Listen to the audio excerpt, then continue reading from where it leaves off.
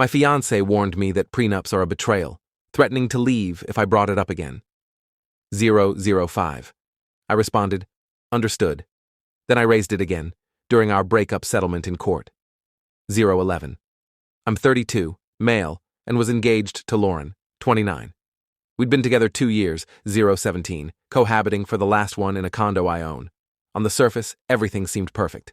Lauren, 023, is captivating, charismatic, sharp, and stunning.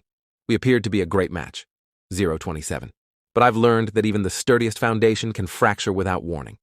033. Some background. 3 years before meeting Lauren, I co-founded a tech company that was sold. 039. The deal transformed my financial situation. I don't flaunt it. My lifestyle is comfortable, not lavish. 044. I drive a practical SUV, and my one extravagance is a modest collection of vintage pocket watches. 050. Most of my wealth from the sale is locked in long-term investments and trusts. 055, forming the cornerstone of my future security. When I proposed 6 months ago, my commitment was heartfelt. 1 o'clock. I envisioned a future with her. But as a coder and planner by trade, I'm practical. 1 o'clock 6. Building my company taught me to anticipate risks and plan ahead. I approach life the same way. 111. Safeguarding my assets isn't about doubting love, it's about responsibility. 117. To my family, my former business partners, and any future children. 121. So, a month ago, I raised the idea of a prenuptial agreement. I chose the moment deliberately. 125. A calm evening at home after cooking her favorite pasta dish. 131. Once we'd finished eating and were at ease, I said, Lauren, as we plan the wedding, 136. I think we should talk about a prenup. The mood shifted instantly, like a storm cloud blocking the sun. 141. A prenup? She said, setting her glass down with a clink. Why, Daniel? 146. I kept my tone steady. It's not personal, it's just smart planning. My pre-marriage assets are complex. 150. A prenup clarifies what's mine, what's yours, and what we share going forward. 155. Everything we create together will be ours. This just protects what I had before.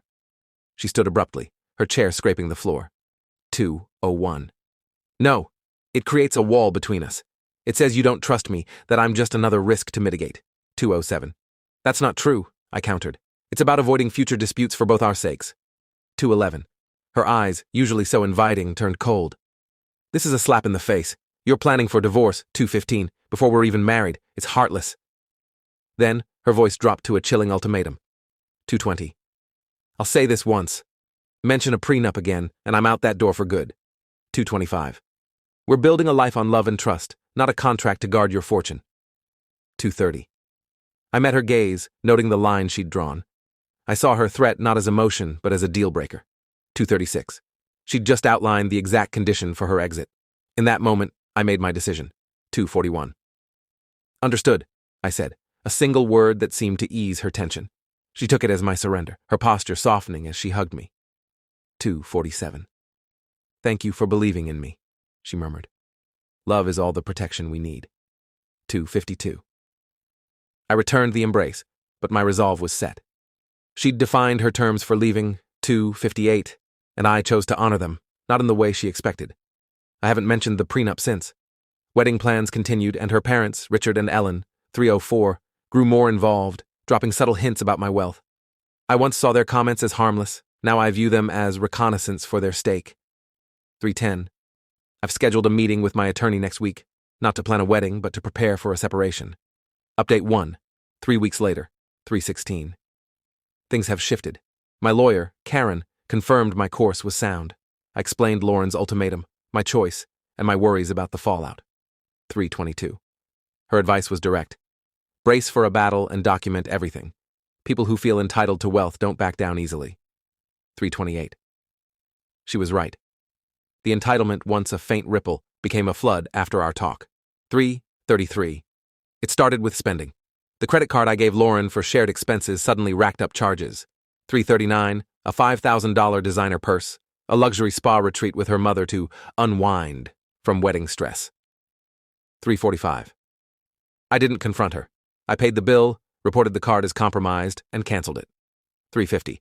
I told her a replacement was coming. It wasn't. Her parents, Richard and Ellen, then made their move. They invited me to their golf club for dinner. 356. A clear setup. Daniel, Richard began, all fake warmth and pricey whiskey. 401.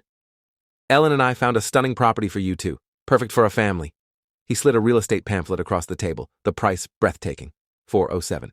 It's a nice place, but we're not there yet, I said diplomatically. Ellen's laugh was sharp. Don't be coy, Daniel. You've got the means. 413. It's an investment in our family. The ownership in her tone was stifling. They weren't joining my life. They were plotting a buyout.